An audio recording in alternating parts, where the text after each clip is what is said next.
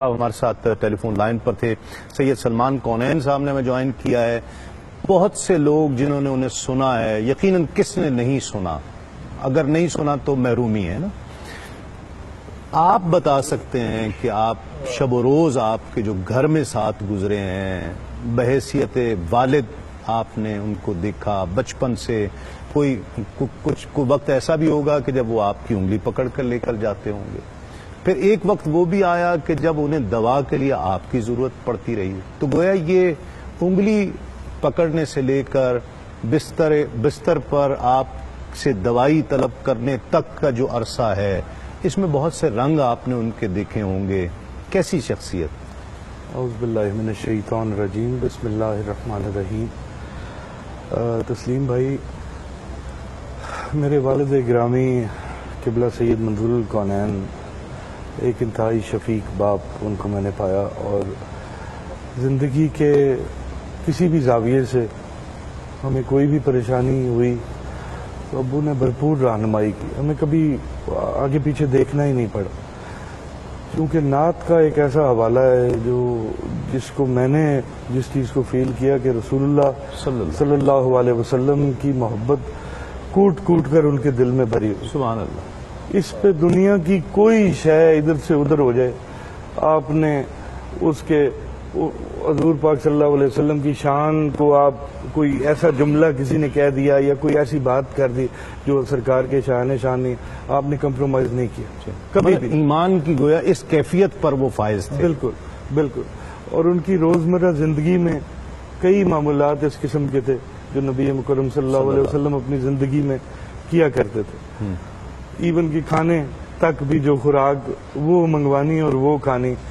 اپنے جسم پہ وزن زیادہ ہو جانا تو میرے آقا کو زیادہ گوشت والے لوگ پسند نہیں، میرا وزن بڑھ رہا ہے اس کو، اور فاقے شروع کر دینا.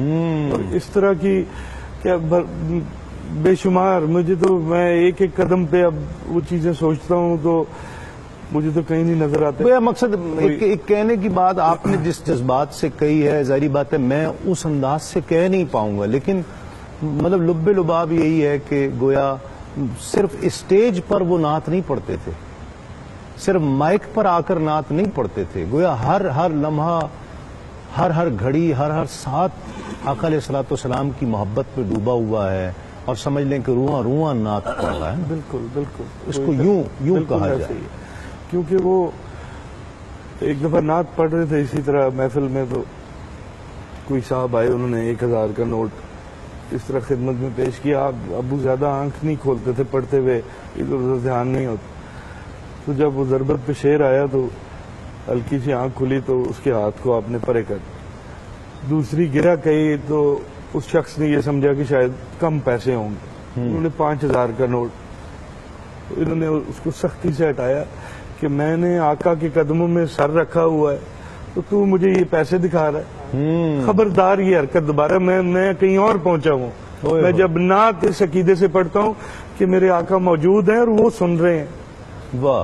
میں نے ساری زندگی آقا کی غلامی اس طرح کی ہے کہ سرکار موجود ہے اور میں ان کی بارگاہ میں پڑھ رہا ہوں. سبحان اللہ. کبھی کسی دنیاوی چیز کی ان کو تمانی. لوگ دور دور سے آئے جنازے پہ بھی.